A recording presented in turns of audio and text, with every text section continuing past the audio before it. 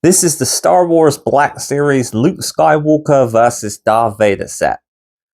Now, I'm not gonna lie, I thought I was never gonna be able to get this set, so when I managed to find it, I did internally squeal with pure nerd joy.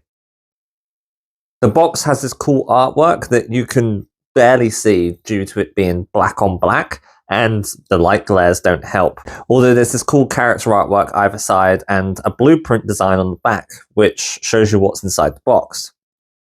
Opening the box, you get to see the two figures in their plastic prison.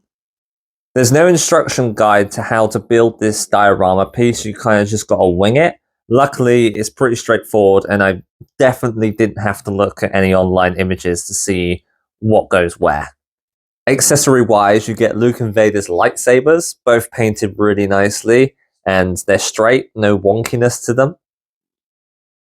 You get this really cool clash effect that just clips onto one of the lightsabers, and you can make it look like they're mid-fight. Luke also comes with his blaster that, again, is painted and sculpted really nicely. We'll start by looking at Luke first. The face sculpt is really good. I think it looks a lot better than the farm boy Luke we got recently. He has the movable neck, which I love. It gives such a great range of articulation, just like the Daredevil and Punisher figures from Born Again. I really like his bruised and cut eye. I'm loving the battle damaged look he's got going on. He has nice sculpted rips in his outfit all over the body, showing flesh poking through. It's all done really well. There's a sculpted rip pocket, and there's like a dirty wash over the figure, which is just really great detail. His belt is this nice brown paint, which looks like leather, and it has silver paint on it, which really pops. It can hold his blaster and lightsaber hilt. His ripped knees and his boots look really nicely done too. The articulation is done really well as well, hidden into the sculpt really nicely, and has a lot of movement. All the movement Luke Skywalker would need, to be honest. I wish the hands were ball jointed, but then I guess if you took one of the hands off, you're going to have a peg sticking out, and then you couldn't do the whole getting your hand cut off reenactment with a peg sticking out. This Vader is really nice looking. I don't own a Vader, so I was really excited about getting this one into the collection.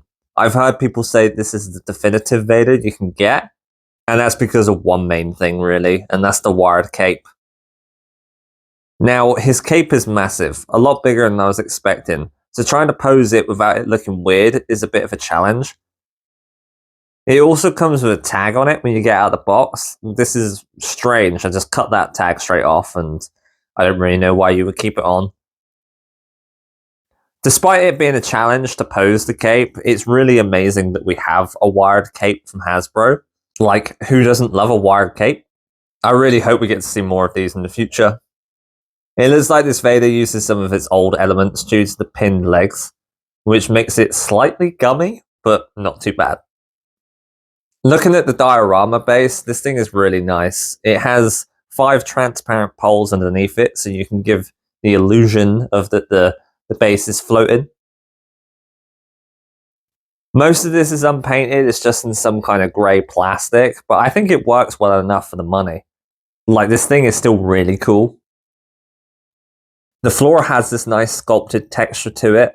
Then you have this cool pillar thing that breaks into 2 pieces, so you can reenact the lightsaber slicing through it. They even painted it black on the inside, which is really nice attention to detail and really well executed.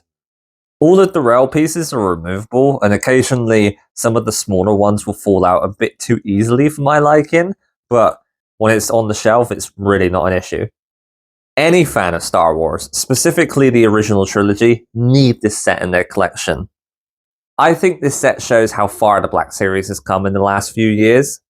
This really does feel like a premium collector's piece, and it just makes the Black Series feel like a premium collector's line now. Pieces like this just look really good on the display. They really pop, and it's so nice to have diorama pieces where you can reenact your favorite moments from these films. I would pick this up while you still can, because I can see this becoming extremely hard to find in the future, but it's definitely worth every penny. Thank you very much for watching this review, and I will see you in another video.